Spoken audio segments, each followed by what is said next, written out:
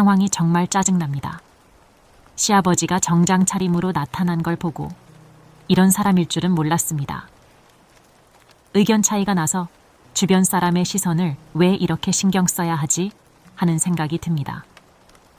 결혼에서 중요한 건 그 두 사람이 행복한 것이지 수준을 논할 문제가 아니라고 봅니다. 그렇다면 시아버지께서 준비를 다 하실 건가요? 그걸 왜 우리가 다 해야 하죠?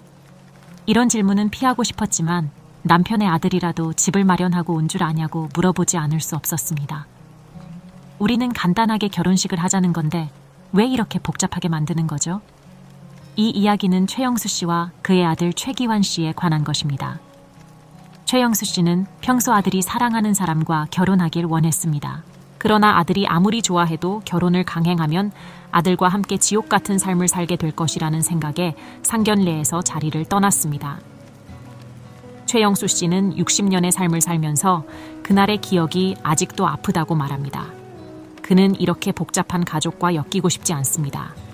곰곰이 생각해 보니 그동안 불편했던 감정이 단순한 기분이 아니었다는 걸 깨달았습니다. 아들 기환이의 예비 며느리를 처음 만났을 때 그녀의 성격이 다소 이상하다는 생각이 들었습니다. 이제 최영수 씨의 이야기를 들어보겠습니다. 이 일이 터지기 6개월 전 나는 은퇴 후 낚시와 등산으로 여유로운 일상을 보내고 있었습니다. 우리 아들 기환이 해외 유학 생활을 마치고 돌아와 명문대를 졸업한 후 억대 연봉을 받는 탄탄한 직장에서 일하고 있었습니다. 공부도 운동도 잘하는 아들이었기에 주변에서 중매를 서겠다는 사람들이 많이 있었습니다. 아들님이 그렇게 잘 나가시니 결혼할 사람 소개 좀 시켜주세요. 그러자 아들은 결혼 생각이 없어요. 지금 혼자가 너무 편해요 라고 답했습니다. 그럼 자식 하나는 둬야 하지 않겠냐? 라고 하니 아들은 때가 되면 하겠죠. 지금은 생각이 없어요. 원하는 신부가 나타나면 그때 하겠죠. 했습니다. 어릴 때부터 자기 주장이 강하고 목표가 뚜렷한 아이였기에 저는 아들의 의견을 믿고 따르기로 했습니다. 그러던 어느 날 아침 제가 낚시하러 나가기 전 기환이가 방에 와서 뜻밖의 말을 꺼냈습니다. 아버지, 결혼하려고 정말 저랑 잘 맞는 여자를 만났어요. 그 순간 저는 귀를 의심했습니다. 결혼을 안 하겠다고 단호히 말하던 아들이 갑자기 결혼하고 싶은 여자가 생겼다니 당황스럽기도 하고 궁금했습니다. 어떤 친구인데? 같은 회사 회계팀 직원이고 저보다 2살 어립니다. 무엇보다 일도 꼼꼼하게 잘하고 저랑 성격이 정말 잘 맞아요. 결혼에 무관심하던 아들이 이렇게 진지하게 여자친구를 소개하니 저도 기대가 생기더군요. 얼마 지나지 않아 기환이는 그녀를 집에 데리고 왔습니다. 가벼운 첫 만남을 위해 가까운 식당에서 식사를 했습니다. 며느리로 삼고 싶은 친구가 되었으면 좋겠네요. 그 여자의 이름은 김지현입니다. 처음 만났을 때 지현이는 싹싹하고 참 바른 모습이었습니다. 예쁘고 차분하게 여성스러워서 아들이 왜 이 친구를 선택했는지 이해가 됐습니다. 자연스럽게 여러 이야기를 나누다가 저는 가볍게 물었습니다. 지현이라고 했나요? 둘이 같이 회사에서 일한다고요? 네, 맞아요. 제가 저희 팀에서 성과가 좋아서 이번 달에 승진해 팀장 자리로 올라갔어요. 아, 그래요. 얼굴 보니 그럴 줄 알았어요. 똑똑한 친구네요. 사실 그래서 결혼하고 아이를 가지는 것도 고민이에요. 제가 없으면 저희 팀이 잘 돌아가지 않거든요.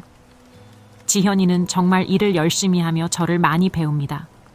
그러면서도 식사에 집중하게 되었고 분위기가 조금씩 풀렸습니다.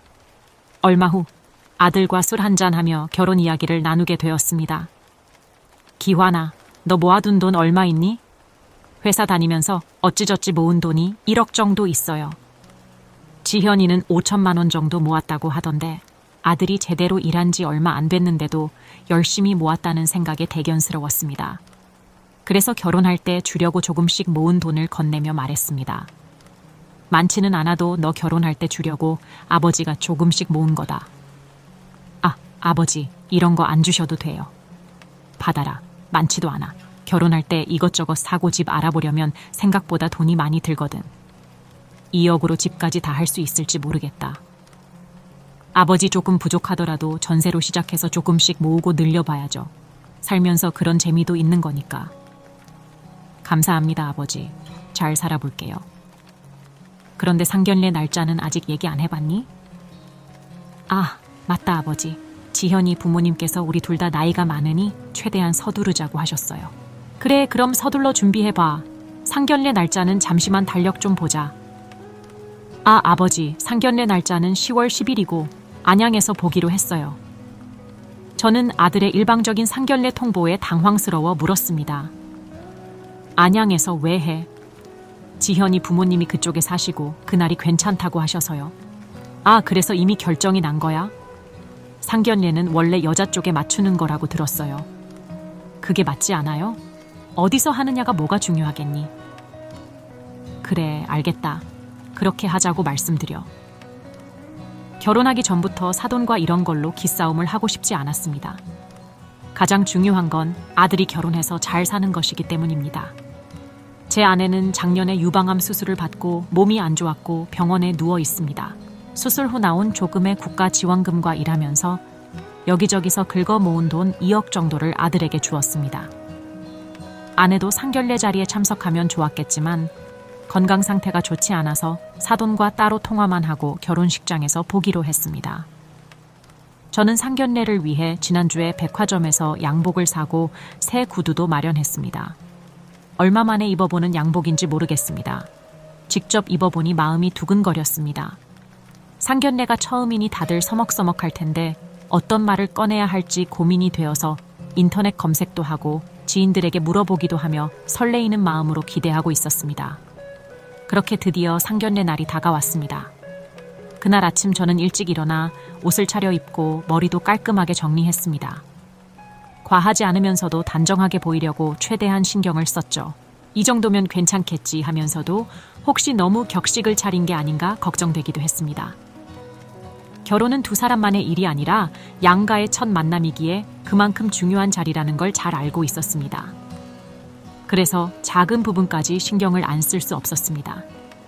예약해둔 자리에 직원이 저희를 안내해 주었고 다행히 시아버지와 지현이 보다 저희가 먼저 도착했습니다. 지현이의 부모님 차가 하얀색 그랜저였고 아마 이쯤 주차하시고 때가 되면 오시겠지 생각했습니다. 고개를 끄덕이며 대수롭지 않게 대답했지만 속으로는 점점 더 긴장이 되기 시작했습니다. 아들이 잠시 화장실에 간 사이 저는 물 한 잔을 마시며 오늘 어떤 이야기를 나눠야 할지 머릿속으로 정리했습니다. 양가의 첫 만남이니 좋은 인상을 남겨야겠다는 생각에 여러 가지 고민하게 되었습니다. 창문 쪽으로 주차장을 바라보며 혹시 저분들이 사돈이 아닐까 하며 마음이 괜히 떨렸습니다. 잠시 후 정말 하얀색 그랜저가 발렛 파킹을 받는 모습이 보였습니다. 심장이 더 빠르게 뛰기 시작했죠. 차에서 내리는 60대 중년 부부를 보며 드디어 오셨구나 싶었습니다. 그런데 순간 저는 눈을 의심할 수밖에 없었습니다. 두 분 모두 깔끔한 정장을 입고 있을 줄 알았는데 정말 빨간색 추리닝을 입고 내리는 게 아니겠습니까?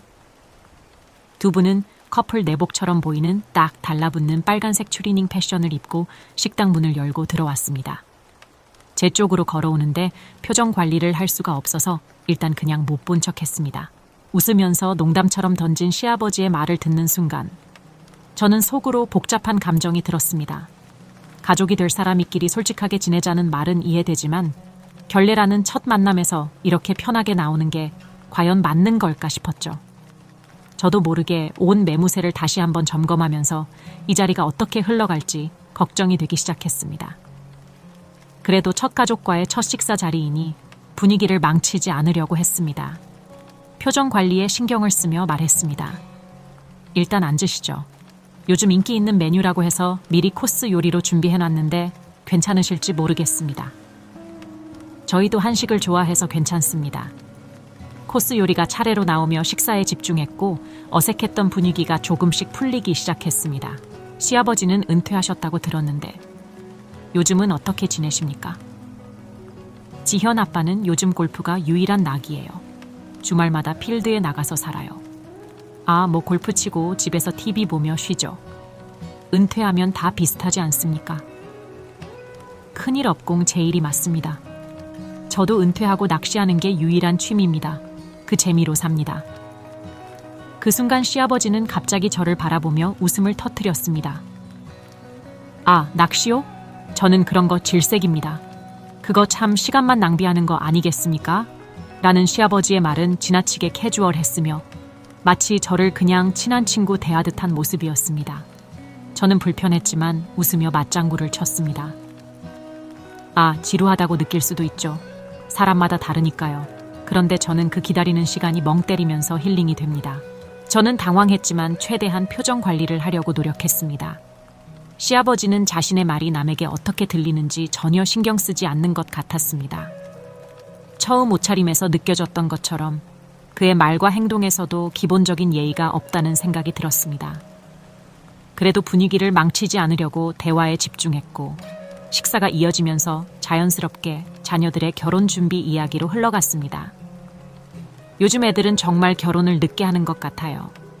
저희 때만 해도 살만 넘으면 노처녀, 노총각 소리 들었었는데 우리 때랑 많이 다르죠.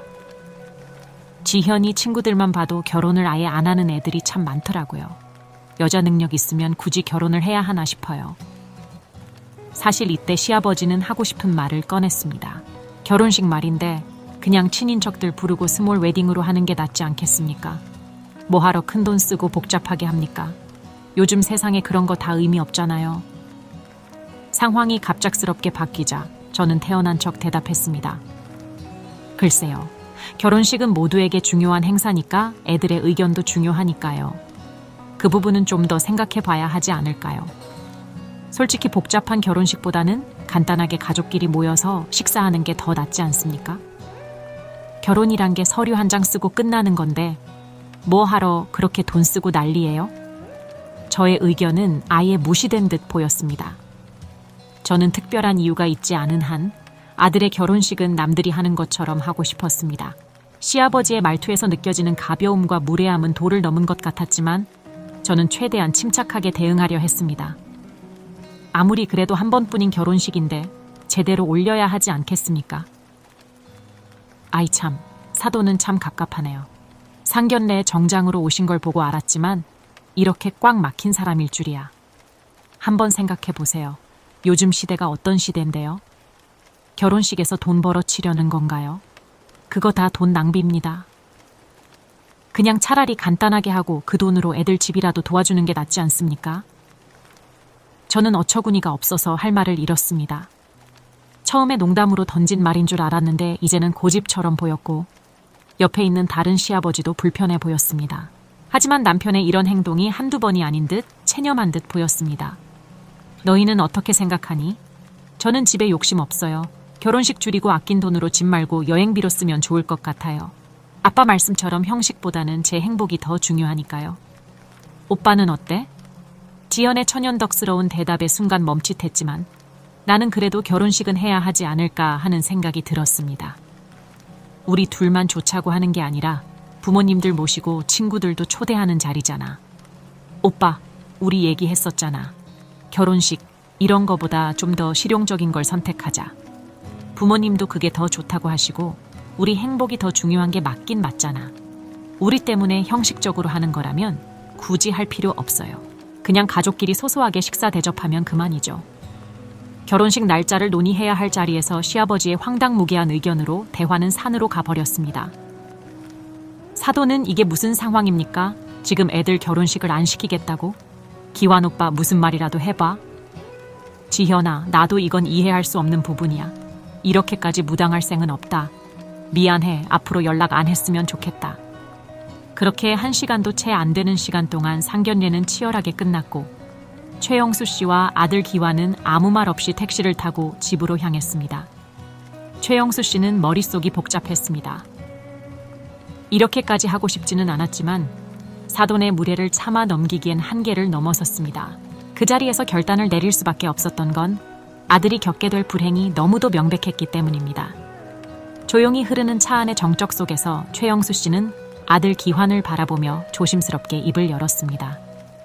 기환아, 괜찮니? 창밖을 하염없이 바라보던 아들 기환은 깊은 숨을 내쉬며 저를 향해 고개를 돌렸습니다. 기환의 얼굴엔 여러 감정이 뒤섞여 있었습니다. 아버지, 저 지현이 진심으로 사랑했어요. 지현이랑 같이 있으면 행복해요. 그런데 제 감정 하나로만 결혼을 유지할 수 없다는 걸 오늘 깨달았어요. 사돈 어른이 그런 분이라는 걸 알고도 그냥 결혼을 밀어붙였다면 그 불행은 아마도 피할 수 없었을 거예요. 아버지, 용기 내 말씀해 주셔서 정말 감사해요. 저도 사랑에만 눈이 멀어 앞에 놓인 문제들을 제대로 보지 못했던 것 같아요. 어쩌면 아버지가 아니었다면 그 길로 계속 갔을지도 몰라요. 나는 아들의 말에 마음이 해소되었습니다. 아들의 결정을 존중하고 싶었지만 이번만큼은 아버지로서 나서야 한다는 책임감을 느꼈습니다. 그래, 한동안은 힘들겠지만 나중에 돌아보면 너도 알게 될 거야. 내가 옳은 결정을 했다고. 아빠가 준 돈으로 여행도 다녀오고 마음도 좀 추스르고 쉬어라. 아빠는 네가 행복하기만 하면 그걸로 충분해. 감사해요, 아버지. 그렇게 상견례에서의 사건은 추억으로 남겨졌고 1년이라는 시간이 흘렀습니다. 기환은 새로운 여자친구를 만났습니다. 그 상견례 사건 이후 기환은 자신의 이상형이 완전히 바뀌었다고 합니다. 이제 외모보다는 사람의 성품과 인성을 가장 중요하게 생각한다고 합니다. 무엇보다 결혼을 결심하기 전에 그 여자친구의 부모님을 가장 먼저 뵙고 온다고 합니다. 아버지, 저랑 어울리는 사람을 만난 것 같아요. 이 사람이랑은 결혼하고 싶어요. 그래, 부모님은 오늘 이야기를 듣고 뭐라고 생각하실까? 결혼은 두 사람만의 일이 아니라 가정 간의 조화가 정말 중요합니다. 가치관과 그 사람의 인성이 무엇보다 중요한데 상대방을 보고 그걸 알아보기는 쉽지 않습니다. 그래서 오늘은 상대의 인품을 쉽게 알아볼 수 있는 3가지 방법을 알려드리겠습니다. 첫 번째는 첫인상입니다. 물론 외모가 전부는 아닙니다. 하지만 첫인상에서 보이는 작은 신호들이 있습니다. 그 사람의 옷차림만 봐도 평소 행동이나 스타일을 알 수 있습니다. 오늘 사연처럼 캐주얼한 복장을 입은 사람이라면 자유분방하고 터프한 성격일 가능성이 높습니다. 하지만 아무리 터프한 성격이라도 우리나라에서는 예의라는 게 중요합니다. 격식을 차려야 하는 행사나 중요한 자리에서는 상대방에 대한 배려가 차림에서 시작됩니다. 아무리 개성 있는 성격이라도 자리에 맞는 복장을 입는 것이 예의입니다. 두 번째는 상대방의 말과 행동입니다. 겉으로는 문제가 없어 보일 수 있지만 말과 행동에서 그 사람의 인품을 엿볼 수 있습니다. 아무리 자신이 가진 것이 많고 대단한 사람이라 해도 직접 입으로 꺼내는 사람은 오히려 볼품 없어 보입니다. 굳이 말하지 않아도 자연스럽게 그 사람의 가치가 흘러나오도록 하는 것이 중요합니다. 세 번째는 집안의 가치관과 자라온 환경입니다. 결혼은 단순히 두 사람의 사랑만으로 이루어지는 것이 절대 아닙니다. 아무리 둘이 죽고 못 살아도 양가의 가치관이 다르면 그 관계는 좋지 않게 이어지기 어렵습니다. 어떤 사람은 나와 비슷해 편안하지만 어떤 사람은 마치 다른 나라 사람처럼 느껴지기도 하죠. 이런 차이는 결혼 생활에서 큰 걸림돌이 될 수 있습니다. 결혼은 육체적, 정신적으로 가장 가까이 연결되는 사이여야 합니다. 어느 정도 맞춰줄 수 있어도 너무 다르면 계속 부딪힐 수밖에 없습니다. 말씀드린 3가지는 결혼 분야뿐 아니라 내 주변에 가장 가까운 사람들과의 관계에서도 적용됩니다.